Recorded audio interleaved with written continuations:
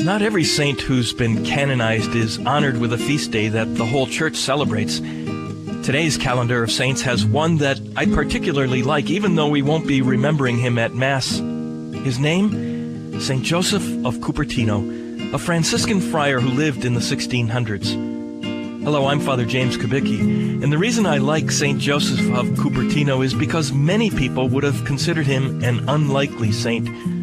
As a boy, he was clumsy and absent-minded, so much so that he often forgot to even eat and wandered about aimlessly with his mouth open. They called him Boca Aperta, or the Gaper. He had trouble finding a job with relatives and was rejected by one group of Franciscans, only to enter the Capuchin Franciscans, where he dropped so many dishes and plates that he could be trusted with no work at all and was dismissed.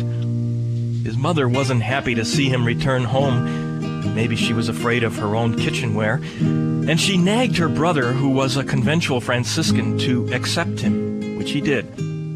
He was more successful this time, and even more, his humility, penance, and general holiness led to his being ordained a priest, even though he read badly and could hardly write. From this point on, his life was filled with well-documented spiritual events and ecstasies. When his heart was moved, his body would follow, sometimes flying in the air to kiss a statue, or in excitement at visiting Pope Urban VIII. This strange phenomenon is known as levitation, and as a result of it, St. Joseph of Cupertino has been named the patron saint of pilots and aviators. So, here we have a saint who by many people's standards was a fool, but God showed him special favors.